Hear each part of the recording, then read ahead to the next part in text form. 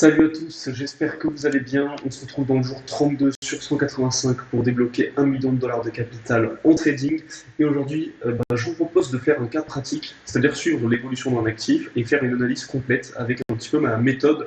Et pour ça, je vous propose le Bitcoin pour commencer. Si jamais c'est quelque chose qui vous plaît, n'hésitez pas à me le faire savoir, likez, laissez des commentaires et donnez-moi des actifs à analyser. J'analyserai l'ensemble des actifs qu'il y aura dans les commentaires sous réserve qu'il y en ait moins d'une petite dizaine, on va dire, mais avec plaisir, on va dire que je pourrais faire des analyses. Donc pour ça, on se trouve directement sur Bitcoin. Donc ma méthode d'analyse, c'est la Wave. J'en ai déjà parlé il y a quelques temps. C'est un dérivé un petit peu des vagues d'Elliott. Et voilà, on va commencer sans plus attendre. De toute façon, je n'utilise qu'une méthode d'analyse, donc au fur et à mesure du temps, peut-être que ça vous parlera un petit peu plus. Et couplé à ça, j'ai un indicateur que j'ai codé moi-même, qui est en lien avec le RSI, et qui est très efficace quand je sais ce que je cherche précisément. Je ne vais pas juste acheter ou vendre des signaux comme ça. J'attends des signaux dans une certaine zone, avec une certaine configuration, et une fois que ça c'est respecté, les taux de réussite sont très bons. Mais il n'y a aucun indicateur magique, il suffit juste d'un indicateur pour gagner de l'argent. Bon, pour commencer, moi j'utilise la théorie de dos, vraiment, donc les règles d'une tendance de base, vous connaissez certainement. Et donc pour ça, déjà, on voit qu'on est dans une tendance haussière. Et jusqu'à preuve du contraire, il n'y a rien qui nous indique qu'on est en tendance baissière sur Bitcoin sur une grosse unité de temps. Parce qu'évidemment, dans du monthly, dans du weekly, il peut y avoir des tendances qui sont différentes. Mais donc en weekly et en monthly, on est haussier pour commencer. C'est factuel, juste un coup d'œil et on le sait. Parce que le dernier lot, objectivement, c'est celui-ci. Ou éventuellement, celui-ci, on pourrait le prendre, mais c'est plus un lot daily, à vrai dire.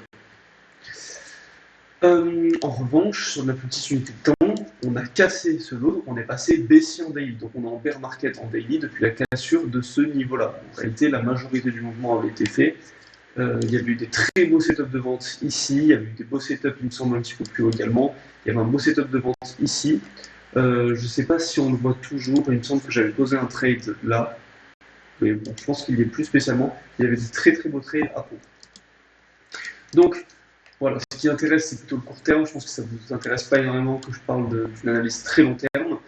Et on est, pour l'instant, dans un début de fin de structure. C'est-à-dire qu'on a commencé à faire une grosse impulsion baissière, on a fait une branche, et ce qu'on va attendre maintenant, c'est un retournement. Ça va être de l'achat pour du retournement. Mais pour ça, il faut prendre des précautions. Il y a un adage qui dit, en trading, qu'on n'achète pas un couteau qui tombe. C'est très vrai. Si vous vous souvenez, il y a eu plein de phases où il y a eu des gros crashs, où c'était soi-disant des énormes opportunités pour acheter. Donc on achetait après des gros crashs. Généralement, justement, après le gros crash, il y a une consolidation et un retracement, mais souvent ça continue derrière. Et tant qu'il n'y a pas des signes assez important de retournement, c'est très risqué d'acheter.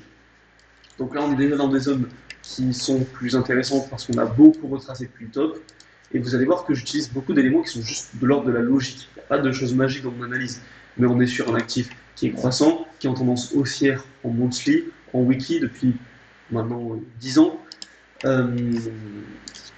On mange un retracement de 60%, quelque chose comme ça, 50, j'ai oublié là, 55%. Bon, déjà, on ne prend pas énormément de risques à acheter, mais l'idée maintenant, c'est de faire du trading. Donc, faire du trading, ça nécessite d'être beaucoup plus précis que juste de dire qu'on ne prend pas beaucoup de risques. Donc maintenant, on va vraiment aller dans l'analyse technique. Une fois qu'on a fait juste cette analyse un petit peu logique, on va aller dans de l'analyse technique pure. Donc premièrement, il y a quelque chose d'intéressant à prendre en compte ici. C'est que vous voyez, on a eu une belle correction. Donc pour les chartistes purs et durs, c'est un bear flag. Moi j'appelle ça un regular flat. C'est plus précis qu'un bear flag, comme ce qu'on a eu ici d'ailleurs.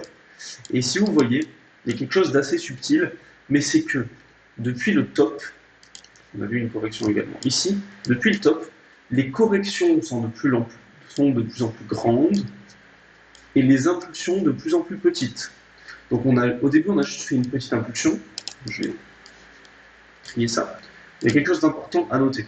Au début, on a fait juste une petite impulsion. On a fait une assez grande impulsion, je veux dire une impulsion normale. On a fait une toute petite correction.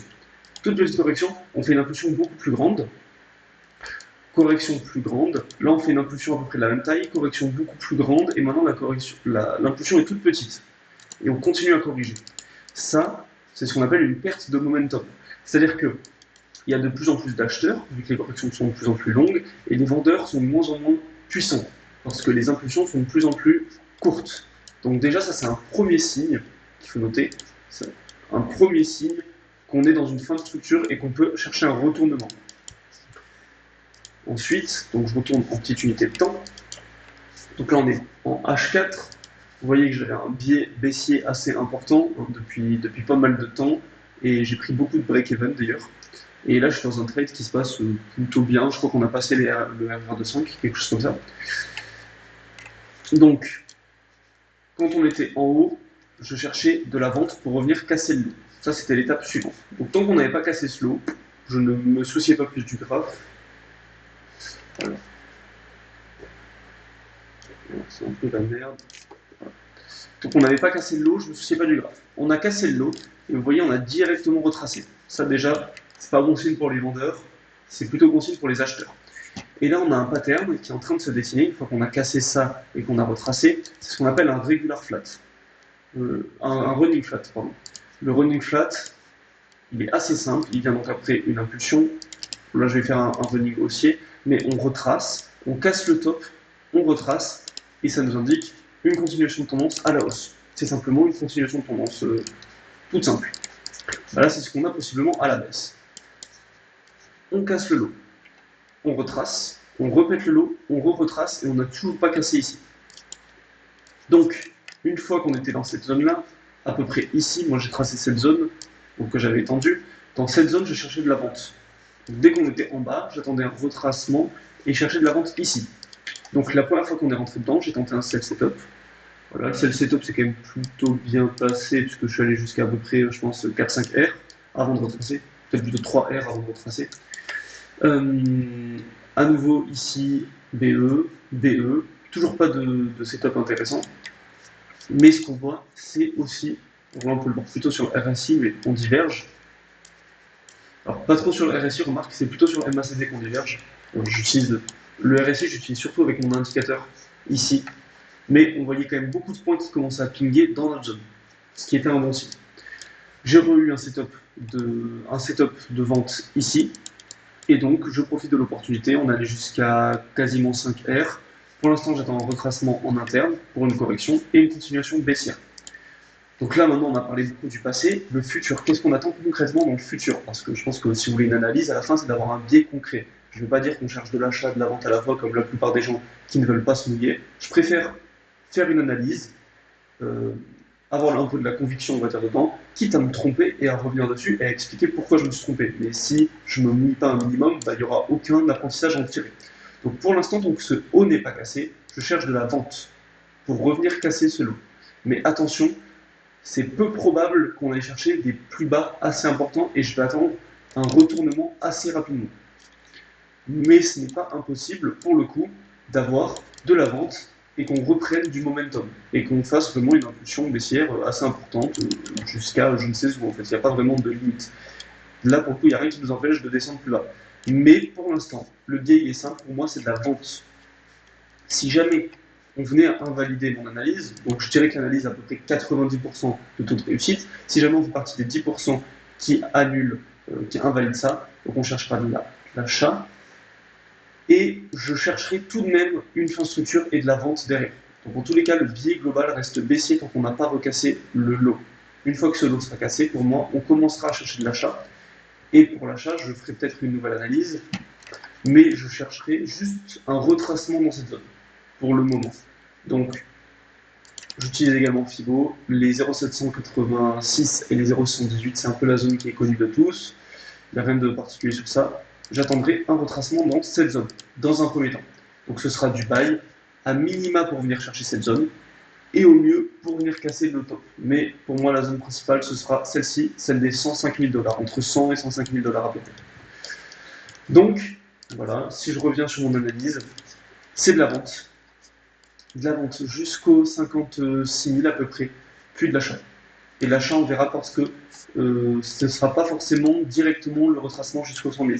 On peut venir péter le lot, retracer, revenir péter le lot avant de repartir à la hausse. Je me méfie beaucoup des fins de structure. Généralement, on se fait piéger. On a tendance à racheter trop tôt. Donc voilà, là, on commence à avoir une fin de structure. on fait un nouveau plus haut. Il y a eu beaucoup de personnes qui ont acheté ici, je suppose, en tout cas en pensant que ça y est, c'était la fin de structure. On se fait souvent repiéger avec une dernière impulsion un peu violente avant de repartir. Et ça, on le voit souvent.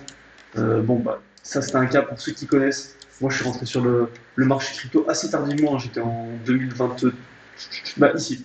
Donc, été 2023, c'est ça, je me souviens bien. Donc là, j'étais déjà investi plus ou moins sur cette hausse, je tradais.